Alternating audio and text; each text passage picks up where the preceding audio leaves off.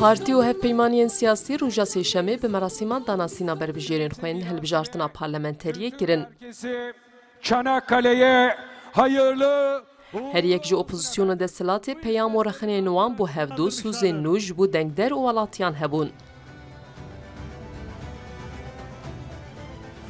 Serokkomarê Tirkiye û berbijêrê Hevpeymaniya Cumhur Recep Tayyip Erdogan behsa çend reformên di warê demokrasiyê de kir. Her wiha peyameke wî ji bo Kurdan jî hebû.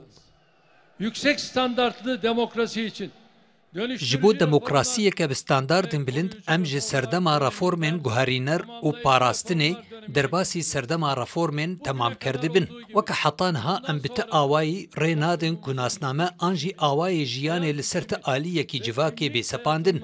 Di demekê de ku em berdewam dibin li ser rakirina astengiyên li pêş siyaseta demokratîk em çavê xwe bo destwerdana rêxistinên terorî û aliyên di bandora wê de ya bo siyasetê jî nagirin.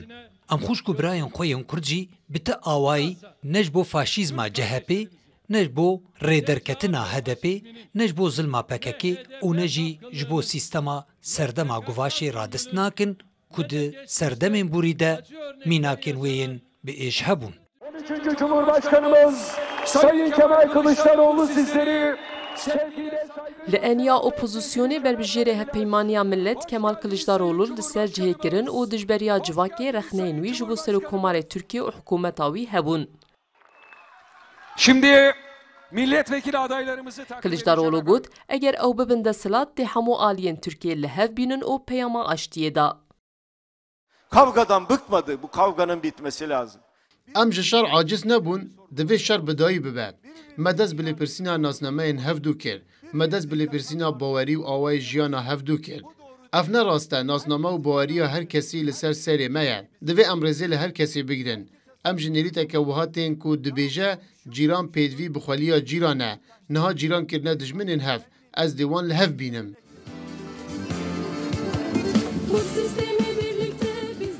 Partiya Çapa Kesk YSP jî ku HDP li ser navê wê beşdarî hilbijartinan dibe danasîna berbijêrên xwe kir.